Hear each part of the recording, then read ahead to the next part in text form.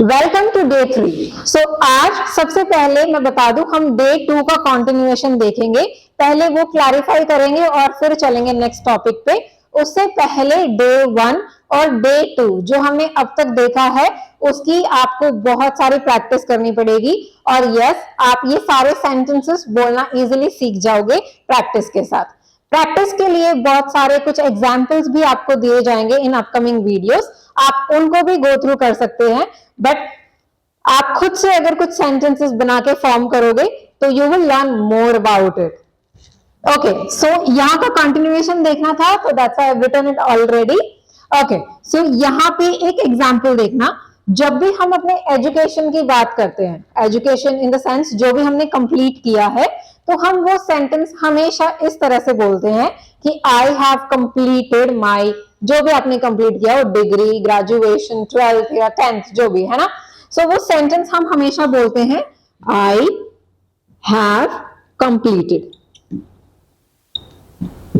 Okay, so education हम complete already कर चुके होते हैं ना, जिसको 30 मिनट से ज्यादा हो चुके होते हैं, बट स्टिल हम सेंटेंस में हैव का यूज करते हैं। ऐसा क्यों? ओके, सो बहुत ज्यादा इजी है। पास्ट में आपने कोई भी वर्क किया हो और उसका इम्पैक्ट अगर आपके ऊपर प्रेजेंट में भी हो, पास्ट में अगर आपने कोई भी वर्क किया हो और उसका इम्पैक्ट अगर आपके ऊपर प्रेजेंट में भी हो। अब इम्पैक्ट क्या होता है? इम्पैक्ट यानी कि प्रभाव, किसी भी चीज का असर अगर आपके ऊपर प्रेजेंट में भी रहे तो हम उस सेंटेंस में ऐड करते हैं हैव। सो पढ़ाई का असर तो ऑब्वियसली हम सबके ऊपर हमेशा रहेगा, है ना। जो हमने रिसेंट स्टडी कंप्लीट की है वो सेंटेंस हम हमेशा आई हैव के साथ ही बोलते हैं। एक एग्जाम्पल देख लेते हैं इसका। ओके, एग्जाम्पल एक स्टोरी बेस पे चलते हैं। मान लो बचपन में किसी को पैर पे चोट लग गई थी और कुछ सालों बाद उसके पैर पे उस चोट की वजह से आज भी दर्द होता है, तो वो सेंटेंस क्या कहेगा? वो सेंटेंस कहेगा आई हैव गॉट इंजर्ड। तो यहाँ पे उसने हैव का यूज किया है क्योंकि पास्ट में हुई चीज का इम्पैक्ट अभी भी उसके ऊपर है। मान लो अगर उस चोट की वजह से उसके पैर में दर्द ना हो तो वो सेंटेंस कैसे कहेगा? तो वो सेंटेंस कहेंगे I got injured directly. Have को उस सेंटेंस से हटा देंगे क्योंकि उस चीज का इम्पैक्ट उनके ऊपर नहीं है। सो होप ये इम्पैक्ट वाली चीज क्लियर हो गई हो। और जिसके भी दिमाग में क्वेश्चंस थे कि हम ये इस तरह से क्यों पढ़ रहे हैं और ये वाला डाउट या बहुत सारे डाउट्स आए होंगे, वो सारे ऑलमोस्ट क्लियर हो गए होंगे। जो भी क्लियर ना हुए हो आप कमेंट सेक्शन में पूछ सकते हैं। It's open for everyone. Okay, so next part पे चलते हैं। यहां तक हमने कंप्लीट किया है 30 मिनट्स वाला लॉजिक, एक रफ कैलकुलेटिव टाइम लेके, जहां पे हमने लिखा है विद इन 30 मिनट्स और more than 30 minutes. With in 30 minutes में आई के साथ हम लगाएंगे हैव और साथ में लगा देंगे V3।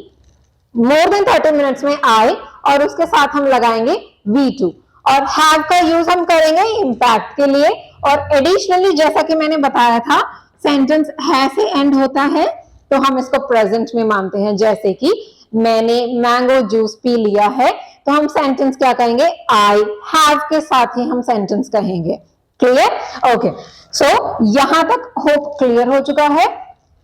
अब देखते हैं नेक्स्ट पार्ट। नेक्स्ट पार्ट से पहले मैं बता दूं, अगर आपके ऊपर किसी भी चीज की रिस्पॉन्सिबिलिटी हो, ड्यूटी हो, या आप कोई सजेशन देना चाहते हो, है ना, या फिर कोई रिकमेंडेशन देना चाहते हो, तो उस तरह के सेंटेंसेस के लिए हम यूज करते हैं शुड का। अगर मैं सिंपल से ट्रिक बताऊं तो जब भी हम हिंदी वाले सेंटेंस में चाहिए वर्ड बोलते हैं तब हम शुड का यूज करते हैं। बहुत सिंपल है। इसको हम बोलेंगे कैसे?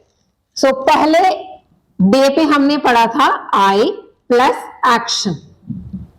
अगर आई कोई काम अक्सर करे तो हम आई के साथ सीधा एक्शन ऐड करते हैं। शुड हम कहां ऐड करेंगे? अगर मैं कहूं हमें क्लास अटेंड करनी चाहिए, मुझे सच बोलना चाहिए, मुझे समय से जाना चाहिए, मुझे मंदिर जाना चाहिए, आपको आराम करना चाहिए।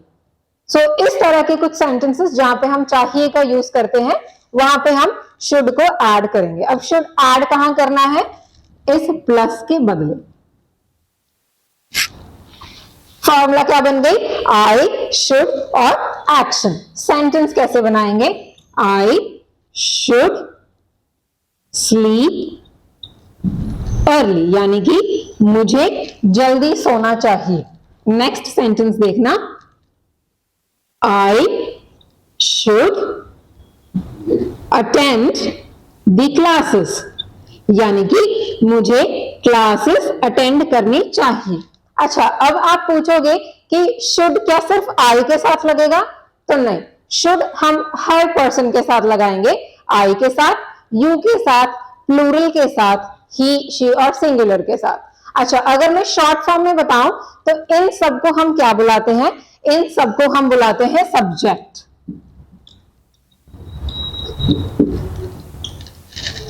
इन सबको हम सब्जेक्ट इसलिए बुलाते हैं बिकॉज हम इनके बारे में सीख रहे हैं, मतलब ये पर्सन क्या काम कर रहे हैं हम वो जान रहे हैं, सो इसीलिए हम उनको सब्जेक्ट बुलाते हैं।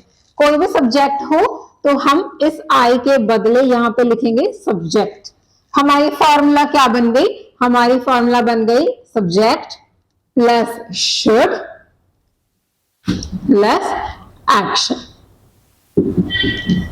एक और सेंटेंस देख लेते हैं जल्दी से। अच्छा, मान लो कि अगर हमारी तबीयत खराब हो तो हम डॉक्टर के पास जाते हैं, है ना? डॉक्टर जनरली क्या कहते हैं कि आपको दोपहर में आराम करना चाहिए। अगर आपकी तबीयत खराब है तो दोपहर में थोड़ा सा आराम कर लीजिए। अच्छा, अब दोपहर में आराम करने को क्या कहते हैं? आराम को हम रेस्ट कहते हैं। यस, सो सेंटेंस क्या कहेंगे? डॉक्टर हमें सेंटेंस कहेंगे तो हम डॉक्टर के लिए हुए यू, बिकॉज हम उनके सामने हैं। You should take rest. Rest यानी कि आराम करना, लेकिन दोपहर में रेस्ट करने को हम कहते हैं सिएस्टा।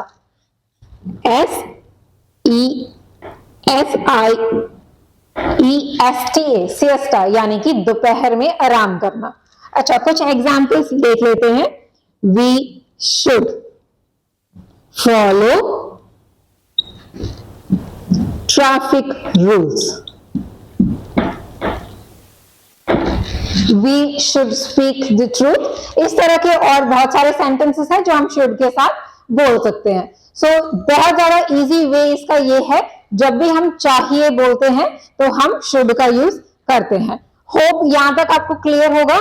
हम इंग्लिश लेके आए हैं बहुत ज्यादा इजी वे में। जैसा कि मैंने बताया, एक्शन 90% सेंटेंसेस में यूज होता है। सो हम अब तक जितने भी सेंटेंसेस देख रहे हैं सारे सेंटेंसेस एक्शन के साथ ही चल रहे हैं। डोंट वरी, नॉन एक्शन भी हम कवर करेंगे in our upcoming videos. Thank you so much आज के लिए।